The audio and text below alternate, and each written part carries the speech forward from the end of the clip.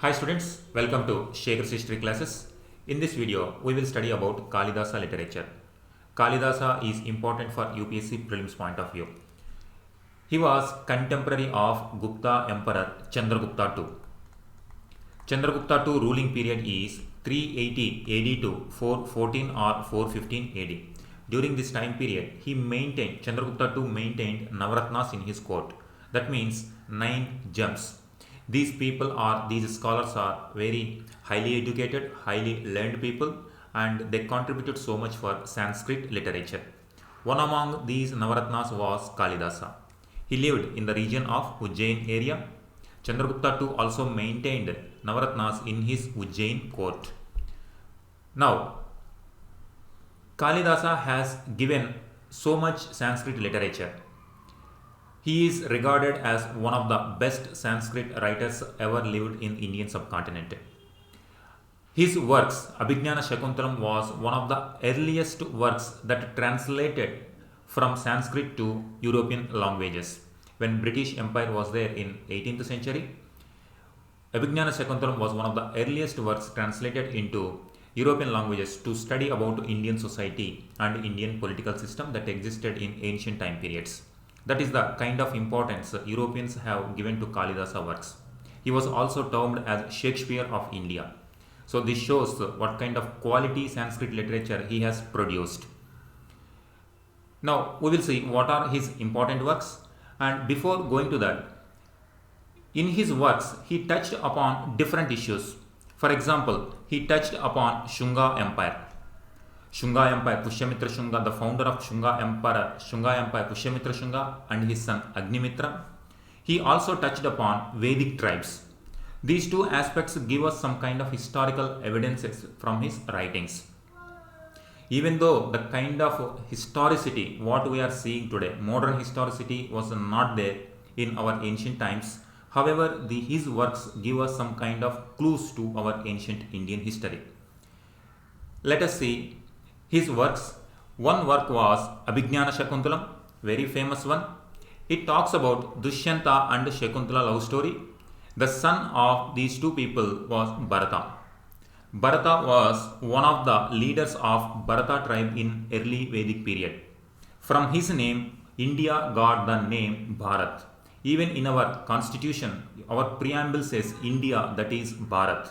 So that name came from the union of Dushyanta and Shakuntala. So this story was highlighted in Abhignana Shakuntala. This is one aspect.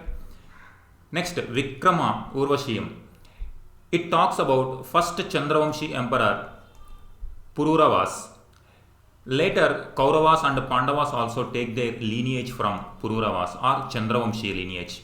In our history, many Rajputs and other rulers, they take their lineage either as a solar dynasty or lunar dynasty. Chandravamshi means also called lunar dynasty. This Vikrama Urvashiyam talks about first lunar dynasty emperor Pururavas. So that is another important work from him. Another one, Malavikagnirnitra. This was about Pushyamitra Shunga's son Agnimitra's love story between Agnimitra and Malavika. So this story highlights some of the historical developments that took place during Shunga Empire. So we know about Pushyamitra Shunga that they patronized Brahmanical religion, and it is also the time period of Brahmanical revivalism. They also performed some of the Vedic sacrifices also during this time period. Next work is about Ritu Samhara. It is about Indian seasons like summer, rainy season, winter season. So all these were highlighted in Ritu Samhara. Next one, Meghadoota. This story is about story of Yakshas. Yakshas are very important in Indian religions. These are nature spirits. These nature spirits can be found in water, forest, trees, so different areas. These spirits can be founded. They are very important in case of Hindu religion also, Buddhist religion also, Jaina text also highlight these Yakshas. And even during the Mauryan Empire time period also, we get some of the sculptures related to Yakshas. In Meghadoota, Kalidasa highlighted the story of Yakshas. Kumarasambhava. This is the birth story of Kartikeya. He was the son of Lord Shiva and Parvati. So this shows that Shaivism. He touched upon Shaivism. Next one, Raghuvamsha. It is the story of Raghu, later Dasharatha and Lord Rama, the hero of Ramayana. They belong to Solar dynasty. So now you see, he touched upon Lunar dynasty, he touched upon Solar dynasty. He touched upon the early Vedic and later Vedic aspects. In our history chronological order, we can highlight, we can trace in his writings that our history like Bharata, start with Bharata, how India got the name Bharat. Then he highlighted Lunar dynasty, then he highlighted Solar dynasty, then he highlighted Pushyamitra Shunga empire. Then he also touched upon the Indian geography, that is Indian season.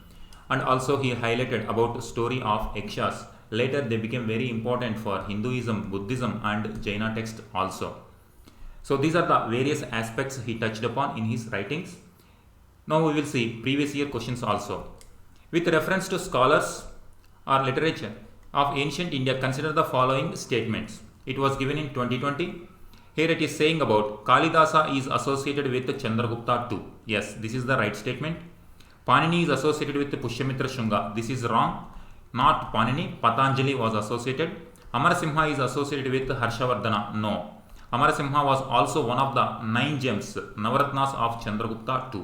So here answer is only 3. Next, which one of the following books of ancient India has the love story of the son of founder of Shunga dynasty, Agnimitra? So it is about Malavikagnirnitra. So it was given in 2016. Now you can see the importance of Kalidasa literature in our history. So you remember all the important texts, then they can be asked directly also, or they can be part of a statement also. In whatever format UPSC asks, you will be able to answer this question. Thank you.